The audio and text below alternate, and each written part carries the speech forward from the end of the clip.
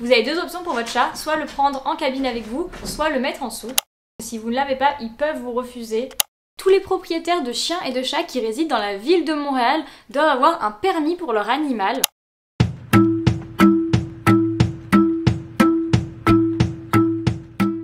Hello les gars, aujourd'hui on se retrouve pour vous parler de mon chat. Je vais vous expliquer comment je vais le ramener avec moi à Montréal, quel papier il faut faire, comment ça fonctionne pour l'avion, quelle caisse je vais prendre, et aussi qu'est-ce qu'il faut au niveau des vaccinations, etc. Et pour les petits curieux, je vais aussi vous expliquer comment j'ai eu ce chat, où est-ce que je l'ai adopté.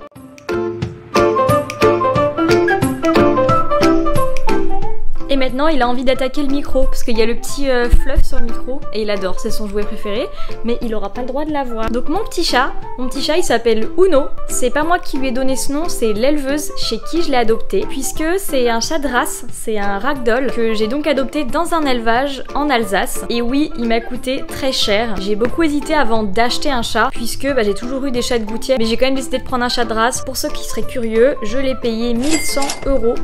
Et c'est un ragdoll. Les ragdolls, c'est des chats qui sont... En fait, ragdoll, en anglais, ça veut dire poupée de chiffon. Et donc, c'est des chats qui sont tout mous. Mais bon, là, je vous voyais tout le temps tout mignon. Mais il fait aussi des folies, des fois. Franchement, le nombre de fois où il m'a mordu, il m'a griffé, ça reste un félin. Donc, ce n'est pas parce qu'on achète un chat de race que c'est un chat parfait, tout gentil, tout mignon. Il faut pas oublier que ça reste un chat. Mais je l'aime quand même. Même s'il me griffe et qu'il me mord, j'accepte puisque c'est son caractère de félin. Il devient de plus en plus gros, de plus en plus lourd ce chat.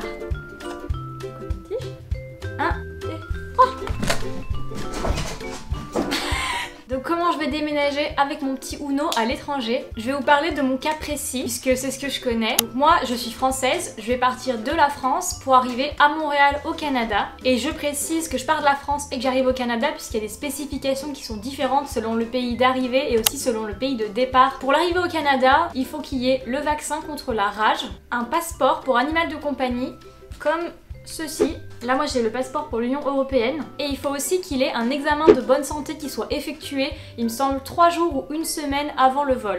Donc pour Uno, je suis allée le faire vacciner pour la rage il y a environ 1 mois. C'est une seule injection et ça m'a coûté 70 €. Et ensuite, comme Uno vient d'un élevage, il y avait déjà un passeport qui avait été fourni par l'éleveuse. Mais si c'est pas le cas pour vous, vous pourrez faire ce passeport lors du rendez-vous pour le vaccin pour la rage. Et il faudra ensuite prévoir un rendez-vous 3 jours à 1 semaine avant votre départ. Le délai c'est à vérifier, ça dépend peut-être des compagnies aériennes, des destinations, etc.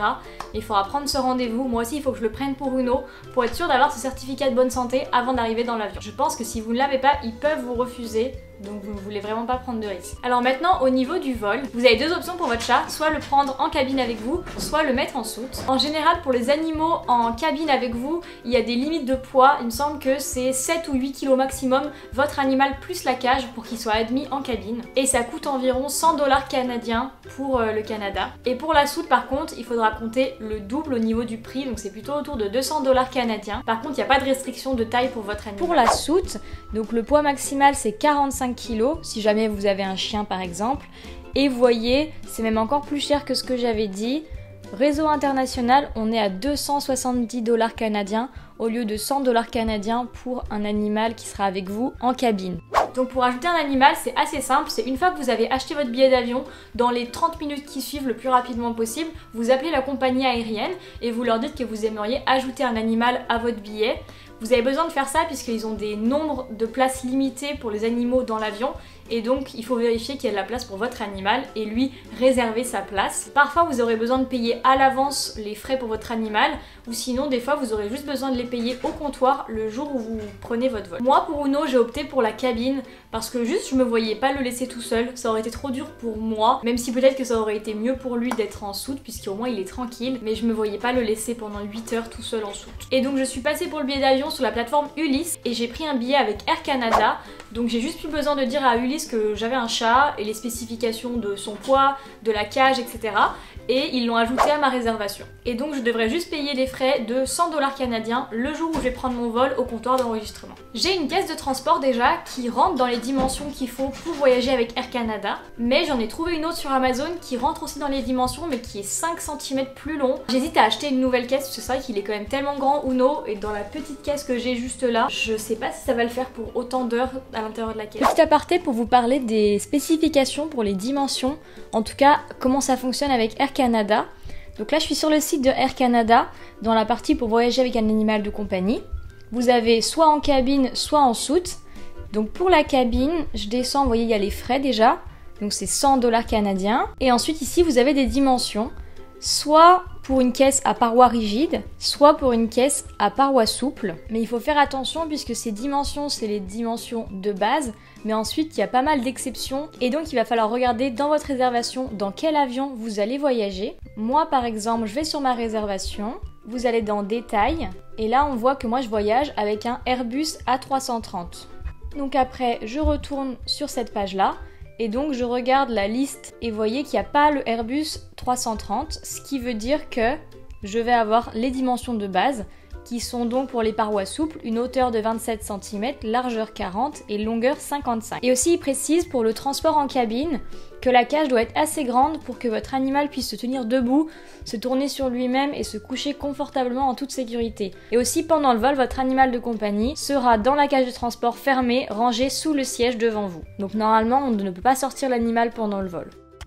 Elle est quand même plutôt pas mal puisqu'il y a plein de poches sur les côtés, vous avez poche au-dessus, poche sur le côté et aussi de ce côté une poche là et elle s'ouvre aussi sur le dessus et sur les deux côtés avec des grandes entrées et là de ce côté il y a une petite entrée et on peut la porter soit avec les petites anses comme ça, soit avec une grande anse sur l'épaule.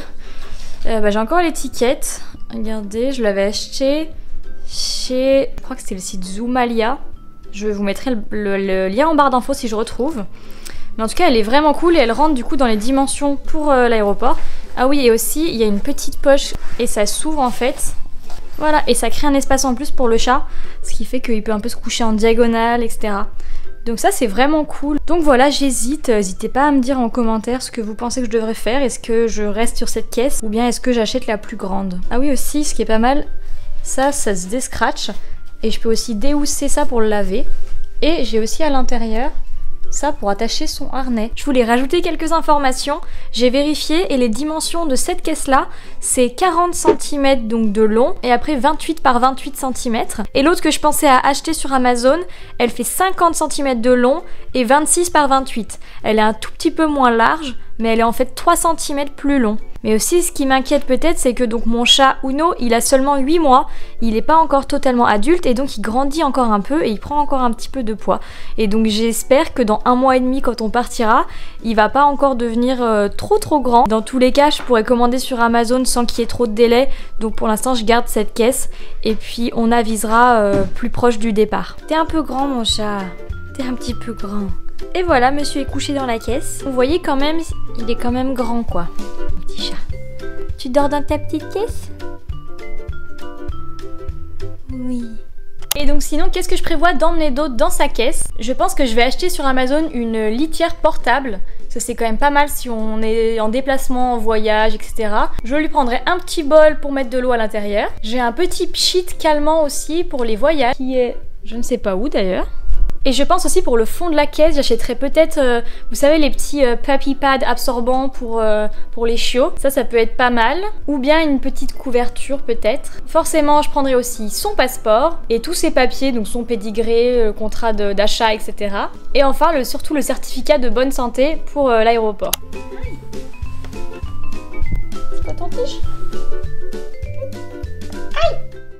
Donc une fois que vous arrivez à Montréal, il y a quand même des choses à savoir. Tous les propriétaires de chiens et de chats qui résident dans la ville de Montréal doivent avoir un permis pour leur animal. Quand vous obtenez ce permis, vous obtenez une médaille que votre animal doit porter obligatoirement, sauf s'il est micro-pucé. Donc de ce que j'ai lu, cette licence, elle doit être renouvelée tous les 31 décembre. Ça se fait dans le bureau d'accès, comment ils appellent ça ?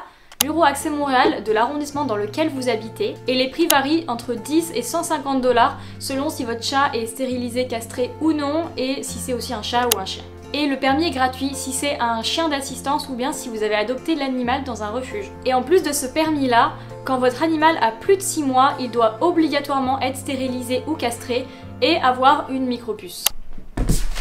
Et donc même si quand vous arrivez votre animal il est déjà castré, stérilisé et micropucé, vous devez quand même prendre un rendez-vous chez le vétérinaire pour qu'ils puissent enregistrer cette puce dans leurs fichiers à eux, puisque les fichiers ne sont pas partagés entre la France et le Canada. Je pense que la seule exception à ce que votre animal soit castré ou stérilisé, c'est s'il est enregistré en tant que reproducteur, peut-être pour les élevages de chats de race. Mais je pense que mon petit Uno, même si c'est un chat de race, je pourrais donc le faire se reproduire et gagner de l'argent, on va dire, par ce biais-là. Mais honnêtement, un mâle qui n'est pas castré, ça a un caractère qui peut être très compliqué pour les chats.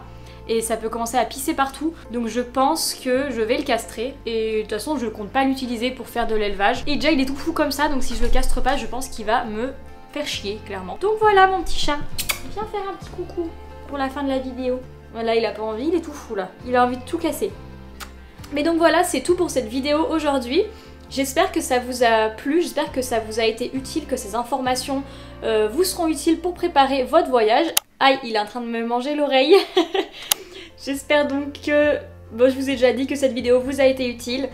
Et je vous souhaite bon courage pour la préparation de votre voyage. Et si vous avez d'autres informations à rajouter ou des choses à corriger dans ce que j'ai dit, n'hésitez pas à écrire ça en commentaire, puisque forcément je n'ai pas toutes les informations. J'ai fait les recherches que je pouvais en ligne. D'ailleurs je vous mettrai en barre d'infos les liens que j'ai utilisés pour trouver les informations. Je vous mettrai les liens pour Air Canada et je vous mettrai aussi les liens du site de la ville de Montréal par rapport au permis pour les animaux. Donc voilà, je vous souhaite une bonne semaine et je vous retrouve la semaine prochaine pour une nouvelle vidéo.